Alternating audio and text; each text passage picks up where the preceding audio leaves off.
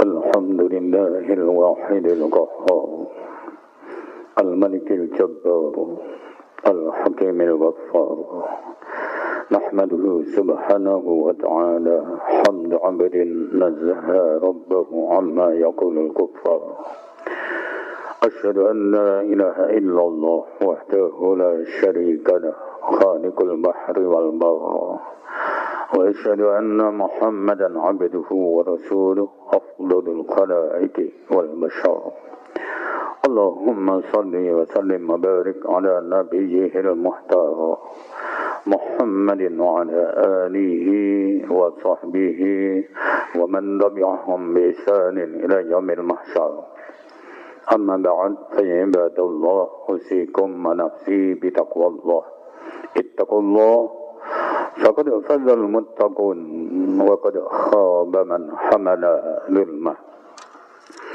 قال تعالى في كتابه الكريم أعوذ بالله من الشيطان الرجيم إن ربك يبسط الرزق لمن يشاء ويقدر إنه كان بعباده خبيرا بصيرا. Sesungguhnya Tuhanmu melapangkan rizki bagi siapa saja yang Dia kehendaki dan menyempitkan atau membatasi rizki bagi siapa saja yang Dia kehendaki. Sesungguhnya Dia Maha mengetahui lagi Maha melihat terhadap hamba-hambanya.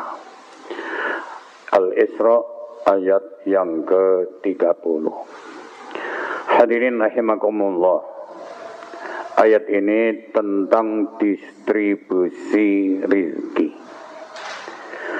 Ketika Allah melapangkan rizki kita atau menyempitkan rizki kita, itu sudah atas dasar kemahatauan Allah dan kemaha melihatnya. Dari ayat ini hadirin ada orang yang berpendapat dan berkata, rizki sudah diatur, rizki telah ditetapkan, rizki yang untuk kita pasti akan sampai, dan yang bukan untuk kita tidak akan sampai. Rizki kita tidak akan bertambah karena kita kerja keras, dan rizki kita tidak akan berkurang karena kita malas. Orang yang berpendapat seperti ini hadirin tidak keliru, karena memang ada hadis sahih riwayat Imam Muslim bahwa Nabi bersabda, Inna ahadakum yajma'u khalqahu fi batni ummihi arba'ina yawman nutfah. Sesungguhnya masing-masing kalian itu diproses penciptaannya, direncanakan penciptaannya dalam perut ibu kita masing-masing. Itu selama 40 hari bentuknya adalah sperma. Kemudian sperma itu berubah menjadi segumpal darah, sama prosesnya 40 hari. Kemudian segumpal darah itu berubah menjadi segumpal daging, prosesnya sama 40 hari. Kemudian diutuslah seorang malaikat untuk meniupkan ruh ke dalamnya. Dan malaikat itu diperintahkan untuk menetapkan 4 ketetapan. Yang pertama bikat birizkihi, menetapkan rizkinya. Jadi rizki kita sudah ditetapkan semenjak kita masih ada dalam perut ibu kita.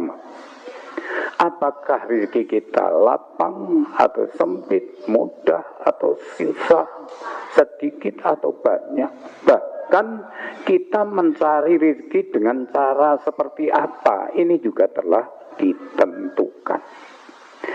Yang kedua, tentang ajalnya. Umur kita, hidup kita, apakah sehat terus atau sakit-sakitan. Bahkan kita mati di bumi mana dan dengan cara seperti apa kita meninggal, ini juga telah ditentukan. Yang ketiga, wa amalihi, tentang amal kita. Amal kita, ubah pola tingkah perilaku kita. Apakah kita menjadi orang yang soleh atau kita menjadi orang yang jahat atau kedua-duanya? Ini juga telah ditentukan. Dan yang terakhir, wasakiyun au sa'idun. Apakah kita termasuk orang yang celaka, nanti masuk neraka, atau kita termasuk orang yang akan bahagia masuk surga? Ini juga telah ditentukan. Bahkan dalam hal ini Nabi bersumpah demi zat yang tiada Tuhan kecuali Dia, sesungguhnya ada di antara kalian yang beramal dengan amalan-amalan ahli surga. Saking solehnya jarak antara dia dengan surga ibaratnya tinggal 1 jengkal. Tapi ketetapan telah mendahului, di akhir hayat dia beramal dengan amalan ahli neraka, murtad, musyrik, kemudian meninggal, fayadkhuluha, maka Allah memasukkan dia dalam neraka. Sebaliknya ada di antara kalian yang beramal dengan amalan-amalan ahli neraka. Saking jahatnya jarak antara dia dengan neraka ibaratnya tinggal 1 jengkal. Tapi ketetapan telah mendahului, dia beramal dengan amalan ahli surga, tobatnya diterima, maka Allah memasukkan dia ke dalam surga. Hadirin, pemikiran begini adalah pemikiran orang yang berpikir bahwa rizki surga neraka itu secara hakiki. Hakikat surga neraka, hakikat rizki seperti itu. Tetapi ada juga yang berpendapat, oh, surga neraka tidak seperti itu, rizki tidak seperti itu. Ada keterkaitannya dengan usaha kita, ikhtiar kita, doa kita. Kalau niat kita pengen masuk surga, kemudian beriman, beramal soleh, menghindari perbuatan-perbuatan dosa, ya kita masuk surga. Tapi kalau kita bodoh, nggak mau belajar, nggak mau beramal soleh, bahkan berbuat jahat, ya masuk neraka. Begitu juga rezeki. Kalau kita pinter menguasai medan, bekerja keras, hati-hati, ya akan sukses. Akan tetapi kalau kita bodoh, malas, nggak mau berusaha, ya kita akan tertinggal, kita akan miskin. Hadirin rahimakumullah, orang yang berpendapat seperti itu juga tidak keliru. Sebab Allah Subhanahu wa taala berfirman dalam Al-Qur'an, "Wa qul i'malu fasayarallahu amalakum." Dan katakanlah Muhammad kepada umat, beramallah, berikhtiarlah kalian, usahalah kalian, sebab Allah akan melihat usaha kalian. Ayat ini menunjukkan bahwa usaha kita, ikhtiar kita, doa kita itu ikut menentukan hasil. Dan dalam ayat lain Allah juga berfirman, innallaha la yughayyiru ma biqaumin hatta yughayyiru ma bi anfusihim. Sesungguhnya Allah tidak akan merubah nasib suatu kaum sebelum kaum itu sendiri merubah nasibnya. Jadi daerah yang tertinggal kemudian bangkit bekerja keras untuk mengejar ketertinggalannya, ya mereka akan berhasil. Akan tetapi terus mandek saja, tidak ada usaha arah ke sana, ya mereka tetap akan tertinggal. Hadirin rahimakumullah. Perbedaan tentang takdir, surga, neraka, rizki secara hakikat, secara syariat, ini pernah terjadi juga pada masa-masa zaman sahabat, di mana saya sambil contoh Umar ibn Khattab ketika dia menjadi presiden, dia punya niat kuat untuk mengadakan kunjungan kerja ke negeri Suriah. Tetapi ketika rombongan itu mau berangkat, terpetik berita bahwa di sana sedang terjadi wabah penyakit menular. Lalu Umar Ibn Khattab membatalkan kunjungan ke sana. Dia alihkan kunjungan itu ke negeri yang aman. Lawan politiknya mengkritik dengan keras. Kalau bahasa kita begini, wahai presiden, apakah Anda ingin lari dari takdir Allah? Umar Ibn Khattab dengan tenang menjawab, ya, saya lari dari takdir Allah yang satu menuju kepada takdir Allah yang lain. Jadi menurut Umar Ibn Khattab, daerah yang sedang terjadi wabah penyakit menular, benar itu adalah bagian dari takdir Allah. Akan tetapi daerah yang aman itu juga merupakan bagian dari takdir Allah. Lalu dengan kebebasan hak pilihnya. Jadi menurut Umar, takdir itu adalah sebuah pilihan. Pilih mana kalian? Jadi dengan kebebasan hak pilihnya, dia memilih takdir Allah yang baik, meninggalkan takdir Allah yang buruk. Nah, hendaknya lah kita berpikir tentang takdir itu mengikuti pola pikir Umar Ibn Khattab. Satu lagi hadirin, Imam Syafi'i ketika dia umur 10 tahun itu sudah hafal Al-Quran. Umur 15 tahun sudah hafal hadis Muwatta yang disusun oleh Imam Malik. Kemudian Imam Syafi'i berguru tentang hadis kepada Imam Malik. Melihat anak kecil baru umur 15 tahun sudah hafal Al-Quran, sudah hafal hadis Muwatta, Imam Malik menjadikan Imam Syafi'i sebagai partner untuk berpikir. Sering diajak dialog. Suatu kali mereka berdua beda pendapat tentang masalah rezeki. Imam Malik berkata, rezeki sudah diatur, rezeki sudah ditentukan. Apa yang untuk kita pasti sampai walaupun kita nggak nyari. Dan apa yang bukan kita, bukan milik kita, tidak akan sampai walaupun kita mengejarnya. Dengan darah mudanya Imam Syafi'i mendebat, oh tidak begitu Pak Yai, ada keterkaitannya dengan usaha kita. Kalau kita pengen mendapatkan rezeki, ya harus kerja. Kalau kita pengen mendapatkan rezeki nggak kerja, ya kita tidak akan dapat rezeki. Lalu mereka berdua diam. Imam Syafi'i minta izin untuk keluar sebentar. Di ujung jalan, dia mendapati seorang petani sedang panen anggur. Dia menawarkan kerja. Setelah selesai, dia mendapatkan upah. Oh, hatinya berbunga-bunga. Karena apa? Dia mendapatkan bukti kebenaran tentang pendapatnya. Itu kerja, dapat rezeki. Dia pulang. Sampai di rumah Imam Malik, dia berkata, loh ini Pak Yai, saya bekerja dapat rezeki, kalau nggak kerja nggak dapat rezeki, monggo ini dinikmati.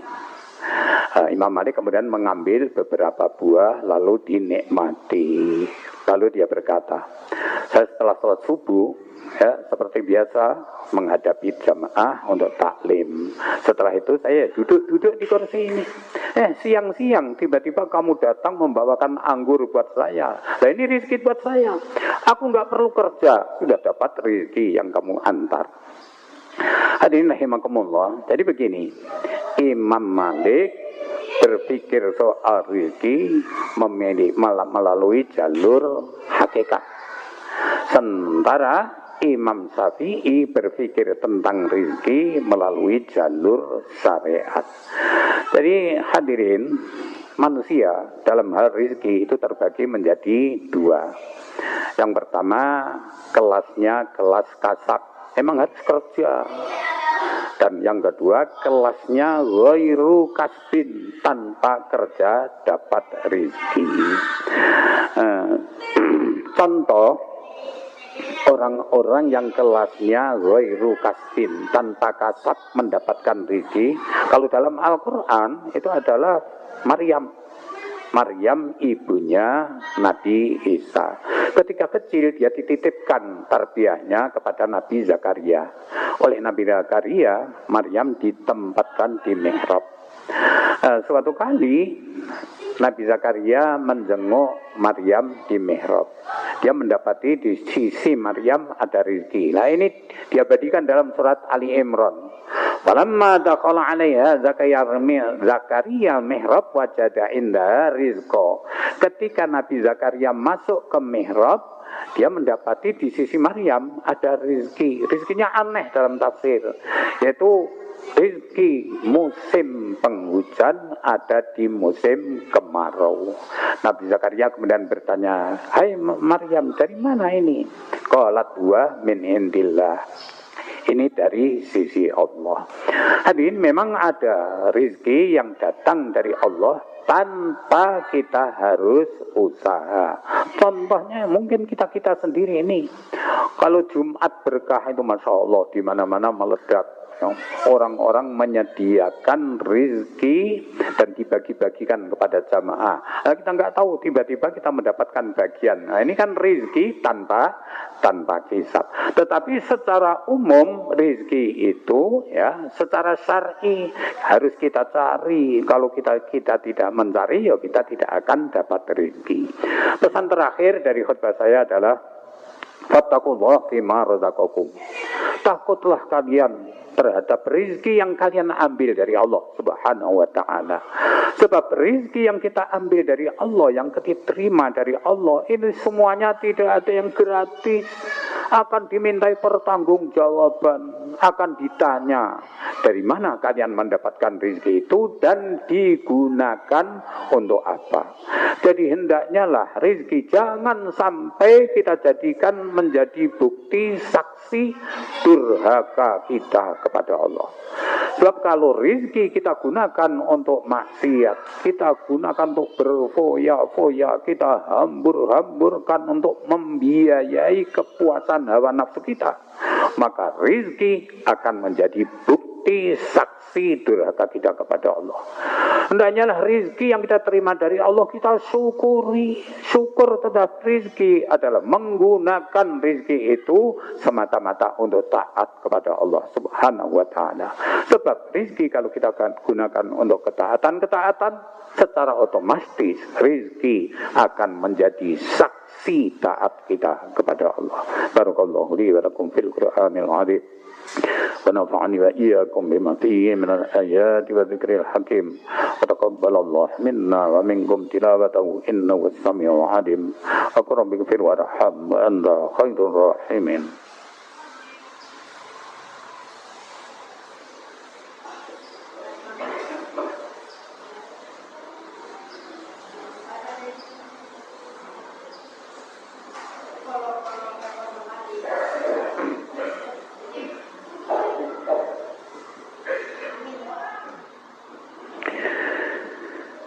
Alhamdulillah birahmatihi ihtadal muhtadun wa bi'adlihi dhallal dhallun. Nahmaduhu subhanahu wa ta'ala hamda 'abdin nazzaha rabbahu amma yaqulu dhalimun. Asyhadu an la ilaha illallah wahdahu la syarika lah al-malikul haqqul mubin. Asyhadu anna Muhammadan 'abduhu wa rasuluh shadiqul adil amin. Allahumma salli wa sallim wa barik ala nabiyyil karim Muhammadin wa ala alihi wa sahbihi ajma'in. Amma ba'd. Fa ibadallah usikum wa nafsi bi taqwallah. Ittaqullaha haqqa tuqatih wa la tamutunna illa wa antum muslimun. Qala ta'ala fi kitabil karim, a'udzu billahi minasy syaithanir rajim. Man jaa bil hasanati falahu khairum minha wa hum min faz'in yawmaidin aminun wa man jaa bis sayyi'ati fakubbat wujuhum fin nar hal tujzauna illa ma kuntum ta'malun wa alamu anna allaha amarakum bi amrin bada'a fi bi nafsi wa sanna bi malaikatihi musabbihati bi qudsihi faqala azza wa jalla wa lam yadal qailan alima inna allaha wa malaikatahu yusalluna 'alan nabi ya ayyuhalladzina amanu sallu 'alaihi wa sallimu taslima. Allahumma salli 'ala Muhammad wa 'ala alihi wa sahbihi ajma'in. Allahumma ighfir lil mu'minina wal mu'minat والمسلمين والمسلمات الأحياء منهم والأموات إنك سميع قريب مجيب الدعوات يا قاضي الحاجات ويا كافي المهمات اللهم أعز الإسلام والمسلمين واهلك الكفرة والظالمين ربنا آتنا في الدنيا حسنة وفي الآخرة حسنة وقنا عذاب النار والحمد لله رب العالمين. عباد الله إن الله يأمر بالعدل والإحسان وإيتاء ذي القربى وينهى عن الفحشاء والمنكر والبغي يعظكم لعلكم تذكرون ولذكر الله أجل وأكبر وأقم الصلاة